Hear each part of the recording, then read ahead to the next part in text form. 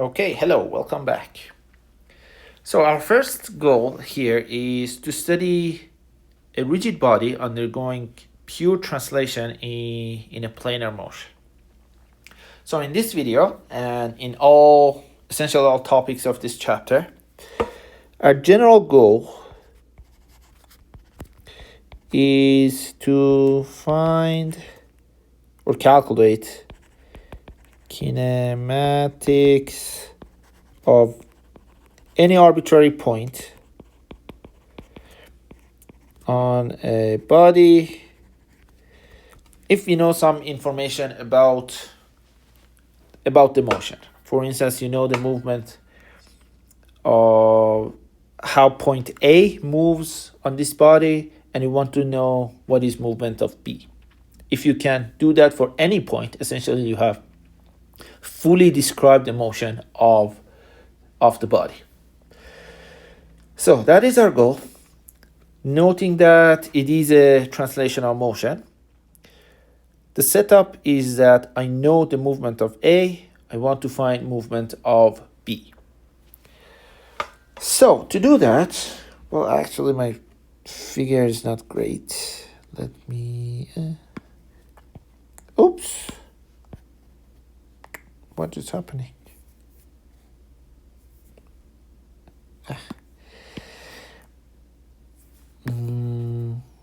Why do you do that? Okay.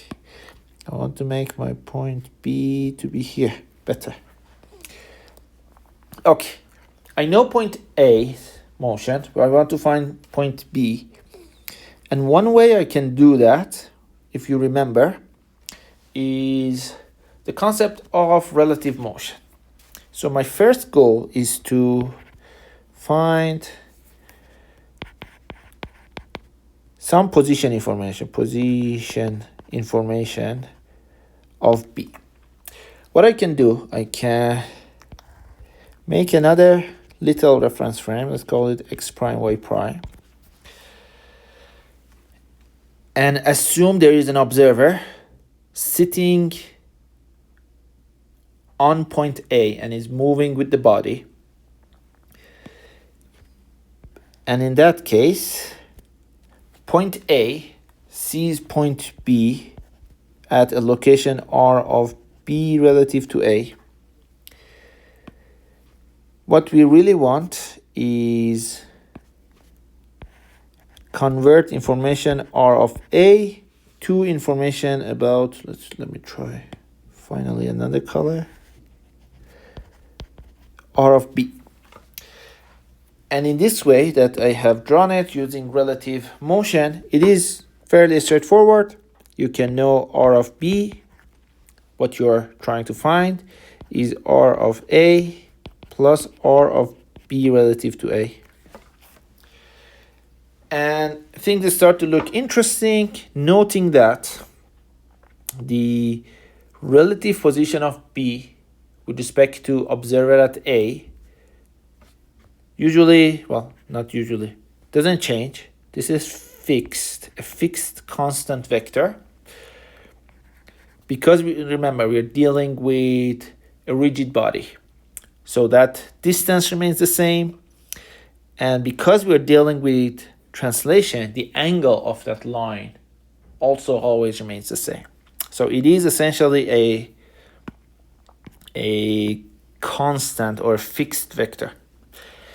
With that information, it is a lot easier to go to velocity, and I take the derivative of the top equation. I have d over dt of R of B is d over dt of RA plus d over dt of R of B relative to A. Now this one, we have a name for it. It's velocity of point B. This one, we have a name for it, velocity of point A. And this one is 0. The reason is that both the magnitude of R of B relative to A is constant, because we have a rigid body, point A does not move relative to A, what point B doesn't move. And its direction constant because of rigid body. And its direction of RB relative to A is constant because we are dealing with translation.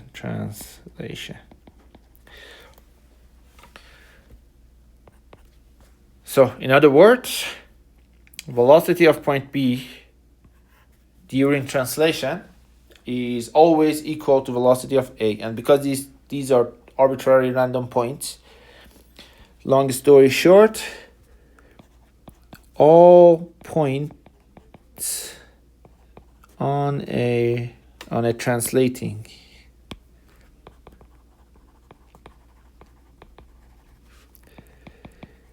rigid body move with the same velocity. So that's very good. If you know movement of one point, you can find the movement of any point on that body. Let me immediately write it here, that if you take another derivative of this, you can also see A of B is also equals A of A. So all points have the same velocity and acceleration. The entire body moves together. And that really simplifies not that it simplifies. Translation is a really simple movement because of these properties. If you know one thing, you know everything. Let me see if I remember, if I forget anything.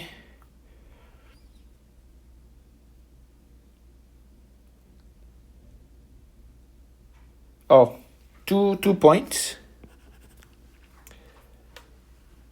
One is, let me write it here. If all points are moves, then you have translation. So in other words, if you can prove that all points move with the same velocity and acceleration, you have proven that the body is undergoing pure translation. And another thing, last thing, because this is a very simple condition, you can use all the equations that you had before. Really, there's no difference between a translating rigid body and a particle, because everything in that body moves relative with the same velocity and acceleration. So pick one point and write all the kinematic equations that you have learned so far, and it works for all other points on the body. So yeah, I'm not going to write it down. So really simple condition. It remains relatively good when we're talking about rotation, but things start to get too complicated too soon when we get to general motion. So that is what we will do next. Let's look at rotation about a fixed axis. I'll see you in the next video.